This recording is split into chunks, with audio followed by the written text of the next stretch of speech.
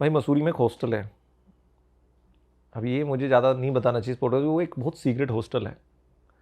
मैं वहाँ जाता हूँ रेस्ट करने, मतलब जब मैं इंडिया में हूँ और मुझे क्रिएटिव थोड़ा सा होता है ना, आदमी बर्नआउट हो जाता है यार, थोड़ा चिल करना है, तो मैं उस हॉस्टल में जाता हूँ। उसके अंदर अपने खुद के झरने हैं, 3-4 वाटरफॉल हैं।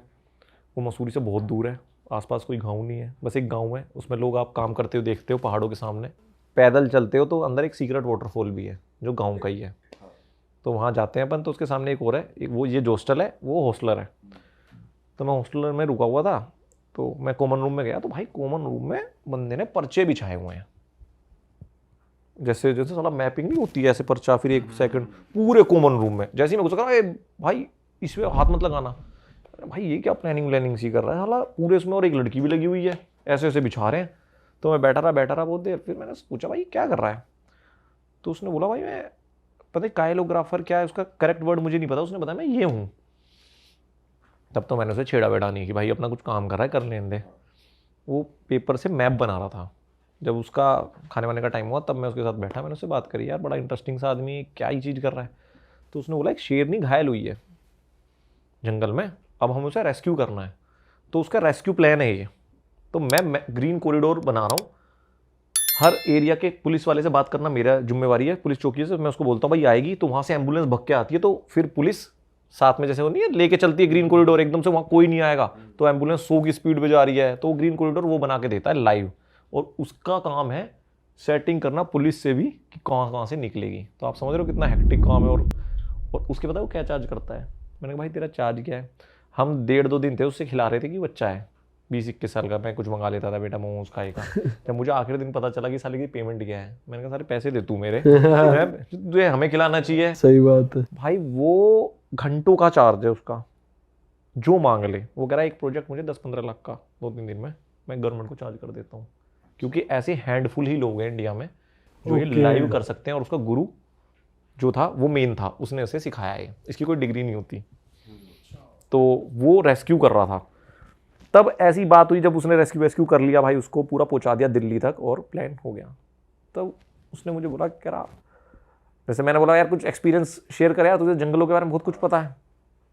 तो बोला भाई जंगलों के बारे में ना इंसान कुछ नहीं जानते, जो आप फिल्में देखते हो ना, कह रहा मुफासा देखते हो, कह रहा ये डायरेक्टर हैं, इनको सब पता है, ये जो मूवी में दिखाया जाता है ये सब सच होता है। मैं शॉक्ड हो गया, मैंने सच होता है मतलब उसमें तो बहुत मकसदी दिखाती है, उसके दोस्त बन गए उस पर अटैक कर रहे हैं। कह रहा भाई सब कुछ सच होता है। कह रहा पता क्या हुआ है। मैंने कहा क्या। कहता है जो शेरनी है ये क्यों घायल हुई है, इसके बच्चों को हायना ने खा लिया। अब ये शेरनी लड़ने चली गई उनसे अकेले, 10 हायना मार चुकी है, 10 हायना की लाश मिल गई है हमें, और फिर ये घायल हो गई। अब इसके जो पति हैं जो शेर रहे हैं उन सबको पता चल गया है कि हमारे बच्चे मारे हैं और शेरनी घायल है। तो अब शेर अलग अलग एरिया से आ रहे हैं निकल के हाइनास का शिकार करना है। अरे भाई और कह रहा हमें 100-150 लाशें मिल चुकी है हाइना की। अरे भाई साहब अब चल रहा है मिशन, बहुत बड़ा रेस्क्यू जंगल में किया, अब इंसान आएंगे। तो आप सोचो ये कि कहानी है। कह रहा अब दिक्कत ये हो गई कि अब शेर आ गए हैं बड़े बड़े, जो भी 7-8-10-20 शेर जो उसके पति रहे हैं वो सब आ रहे हैं कि अब कत्लेआम होगा, अब बताएंगे गैंग कौन। और चल गई। और कह रहा भाई वो घेर रहे हैं, ऐसे ऐसे घेर रहे हैं उन्हें। अच्छा अरे तो अब हमें क्या करना पड़ेगा। तो इंसान हम क्या करते हैं, जो ये होते हैं जंगल वाले, ये बैलेंस बनाते हैं। सही बात। अब हमें न्यूट्रलाइज करनी है सिचुएशन। तो अब आप सोच के यार ये तो अजीब सी बात है। तो उसने ऐसे बातें हमें जो बताई ना प्लानिंग से चल रही कि भाई ये बहुत वहाँ चलता है, ये सिस्टम चलता है कि ये इसके उसको मारेंगे फिर वो उसको मारेंगे। कह रहा अब शेरों को पता चल गया, अब वो छोड़ेंगे नहीं। तो कह रहा 100-150 तो मार ही दिए इन्होंने, तो ये तो पूरे हाइना खत्म कर देंगे, इतने शेर आ रहे हैं। तो ये हमें बचाना है भाईनास को कैसे भी करके, चाहे इन्हें ले जाएं न्यूट्रलाइज करें। अच्छा भाई आप एक वो बात बता रहे थे जब कोरियंस को आपने इनवाइट करा, मैं चाहता हूँ पूरा इंडिया सुने यार वो इंसिडेंट जो कोरियंस को आपने होस्ट करा था और उनका कैसे परसेप्शन चेंज हुआ।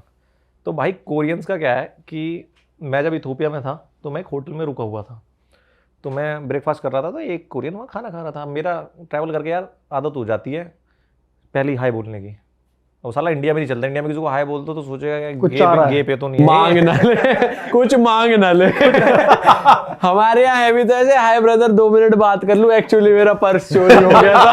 हमारे यहाँ तो जी चुरावे, अरे तो जानने वाला मुड़ जाओ भाई। कई बार मेरे साथ हुआ है, मैं घूमता हूँ ना जैसे हॉस्टल में, हाय तो क्या कुछ मतलब ऐसा से दे देगा, मुझे लगता है यार क्यों बोल दिया तूने हाय से, तो आदत हो गई। अब मैंने उसको हाय बोला, भाई हाय बोला, हमारी बात चली। तो वो भी ट्रैवलर था जिसका मैंने बताया था, वो 365 दिन से भाई निकला हुआ था साउथ कोरिया से। वो एक सेमीकंडक्टर इंजीनियर है, तो समझ सकते हो बढ़िया एक वेल टू डू था बंदे ने। इसने बोला कि मैं इरिटेट हो गया था, मैंने बोला यार लाइफ में कुछ करना है, तो मैं निकल गया। तो मैंने बोला 365 दिन बाद मैं एग्जैक्ट साउथ कोरिया में आऊँगा। तो अभी 16 जून को उसको 365 दिन हुए हैं। तो वो निकला था, अमेरिका वगैरह करके आया है। तो आप समझ सकते हो एक एक्सपीरियंस ट्रैवलर था वो। तो उसको ना इम्प्रेस करना ईजी है और ना उसको बुराई दिखाना, क्योंकि वो देख चुका है सब कुछ। तो मैं इथोपिया में से बात हुई, तो मैंने बोला आई, तो उसने मुझे पूरा प्लान बताया कि ऐसे ऐसा प्लान है। तो मैं भी बड़े चोड़ में कि यार इंडिया तो तेरी लिस्ट में जरूर होगा, अब ट्रिप एंड हो रही है। तो कह रहा नहीं भाई इंडिया नहीं है। अरे यार तू वर्ल्ड ट्रिप कर रहा है, तू अफ्रीका घूम चुका, तो मैं इंडिया क्यों नहीं है? कह रहा इट्स नॉट सेफ यार, हमारे यहाँ साउथ कोरिया में मतलब सेफ नहीं है, और मेरा कोई प्लान भी नहीं है, मुझे मतलब वाइब नहीं है कि मैं वहाँ जाऊँ।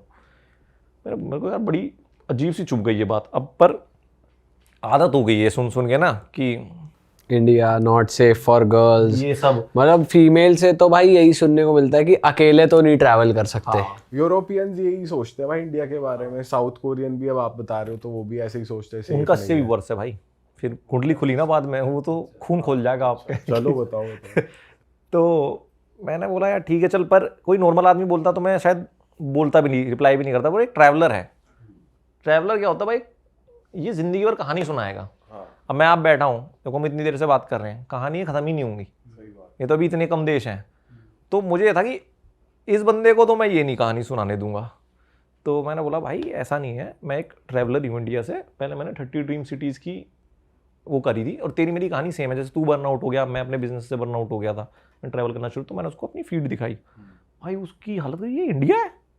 वो मेघालय देखा, ऋषिकेश देखा उसने, मतलब हमारा भाई जैसलमेर देखा, गोवा देखा, उसने तो चीज़ें नहीं देखी थी कभी कि इंडिया ऐसा है। तो मैंने कहा भाई यही है इंडिया। तो कहता यार मे भी, मैंने कहा तू एक काम कर भाई, तू ये ट्रिप निपटा भी, यहाँ से कहाँ जाएगा? तो कहता मैं इथोपिया जाऊँगा, फिर इजिप्ट जाऊँगा, उसके बाद फिलीपींस, फिर या नेपाल फिलीपींस, और वापस मेरी ट्रिप खत्म है। मैंने कहा देख तेरी मर्जी है, और मैं इंडिया जा रहा हूँ अभी इथोपिया से, तू मुझे कॉल कर दियो बस, तो जहाँ भी होगा उसके बाद तू गिव अप कर दियो, मैं तुझे ठाई ठाई फिरूँगा, ठीक है देख लेंगे। तो बंदे ने सुना, हाँ हाँ बोला, नंबर शेयर हुआ। फिर हम 1-2 दिन घूमे थे वहाँ पर। फिर वो अपने रास्ते में अपने रास्ते, फिर मैं वहाँ से इथोपिया से मैं भी इजिप्ट चला गया, वो भी इजिप्ट में था पर हम मिले नहीं, वो कहीं और एरिया में था। तो मैं आ गया इंडिया। तो ये 18 की बात है, जब हमारा इंडिया पाकिस्तान से मसला चल गया था, तब इसका मैसेज आया कि भाई मैं इंडिया आ रहा हूँ। तो मैंने कहा यार अब तू क्या इंडिया है, यहाँ तो गोले चल रहे हैं, तो अभी सेफ नहीं है, वैसे ही तेरा इंप्रेशन इतना खराब है, अब और बिगड़ जाना है। तो मैंने यार और खराब हो जाएगा, तो साला कहेगा अभी ये तो बदमाश भी है।